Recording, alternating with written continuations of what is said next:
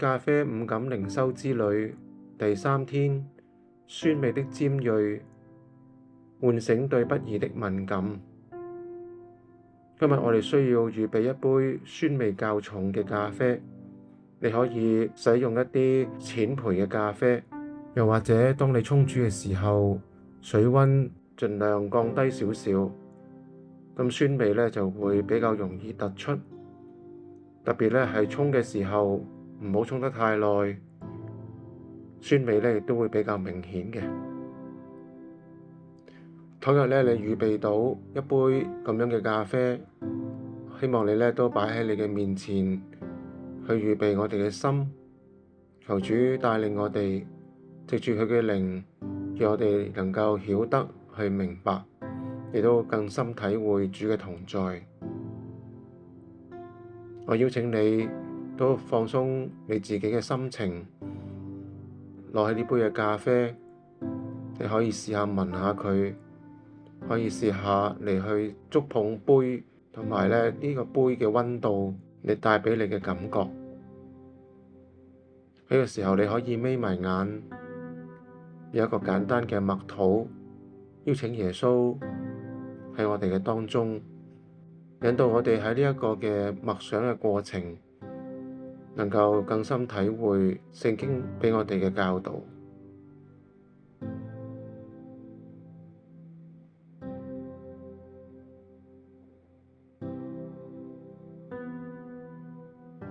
請聽神嘅說話，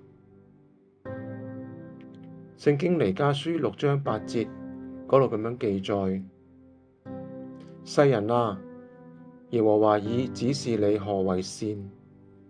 耶和華向你所要的是什麼呢？只要你行公義，好憐憫，存謙卑的心，與你的神同行。今日嘅提示係，我哋需要去細味咖啡嘅酸味。呢啲酸味帶畀你啲乜嘢嘅印象呢？酸味畀我哋有啲嘅刺激，帶畀我哋尖銳嘅感覺。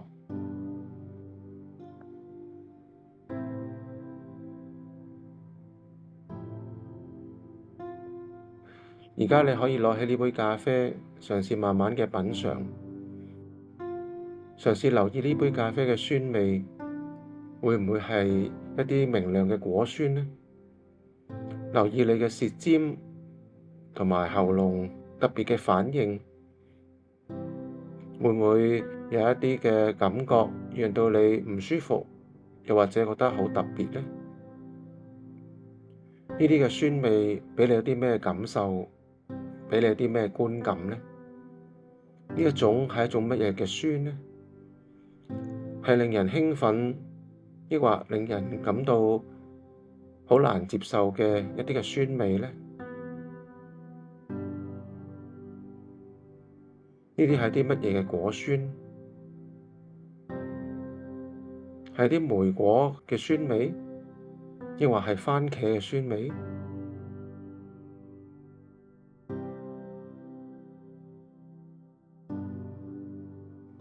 願意我哋細細嘅嚟去慢慢嘅品嚐，亦都係去細察。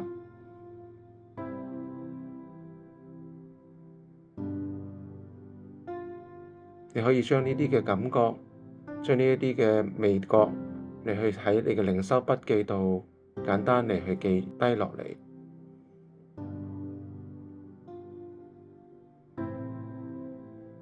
呢個時候，你可以透過呢啲嘅酸味，嘗試嚟去思想一下，又或者喺你腦海裏邊，會唔會諗起一啲心中對不公嘅情緒呢？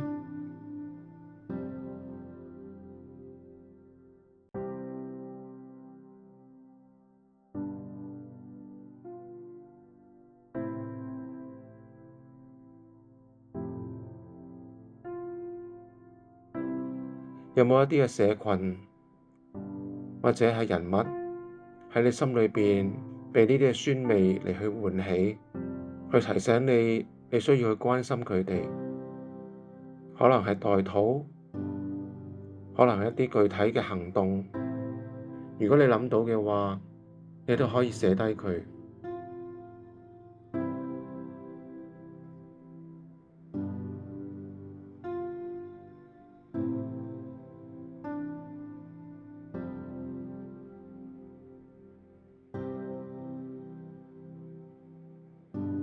當你一邊去飲呢杯嘅咖啡嘅時候，盼望你都繼續嘅留意呢啲酸味喺你嘅口腔，喺你嘅舌頭，甚至乎喚起你心中一啲嘅思想。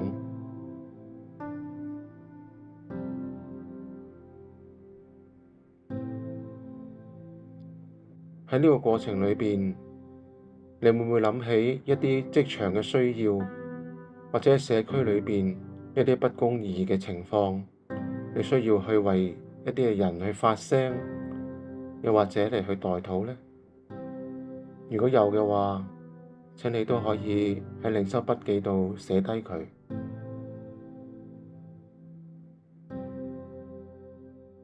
你會唔會覺得有啲弱勢社群或者有啲嘅團體，你可以嚟去參與，甚至乎可以做下義工，嚟去畀呢啲嘅團體或者呢啲嘅弱勢社群，畀佢哋一啲嘅支持呢？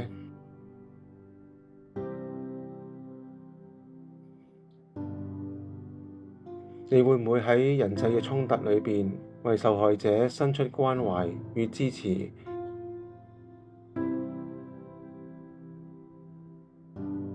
我哋再次聆聽神嘅說話：世人啊，耶和華已經指示你何為善。耶和華向你所要的是什麼呢？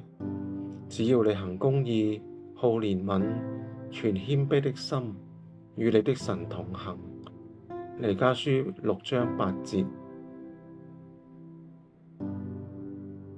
剛才嘅過程，讓你對不義會唔會提高一啲嘅敏感度呢？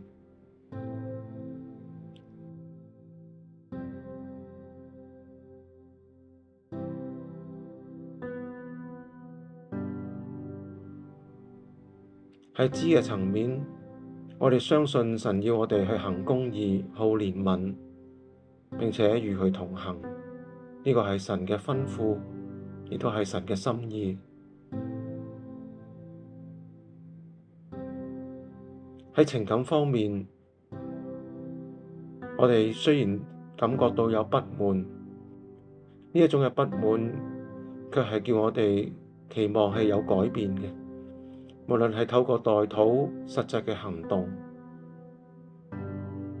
我哋去正視呢啲嘅不滿，我哋唔係去逃避負面嘅感受，而係我哋願意將呢啲負面嘅感受轉化為憐憫同埋動力。所以喺意志方面，今日我哋有啲咩立志呢？喺呢個禮拜裏邊，我哋可唔可以做一件關懷嘅行動，為公義嚟去發聲呢？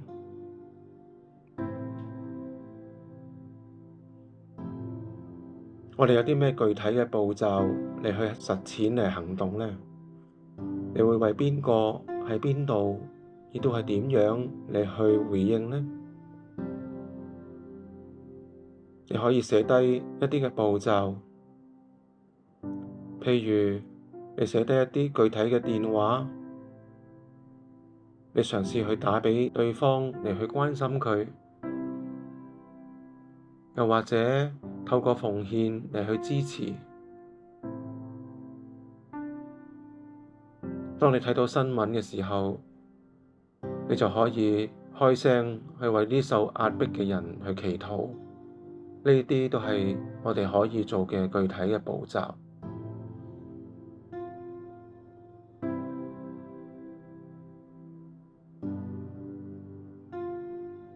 最後，我哋一同嘅同心禱告。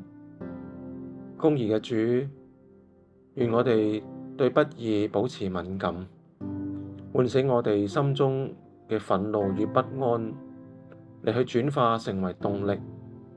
求你賜我勇氣，喺我生活中，讓我哋能夠行到公義，為嗰啲受困苦嘅人嚟去發聲，並且用愛心回應佢哋嘅需要。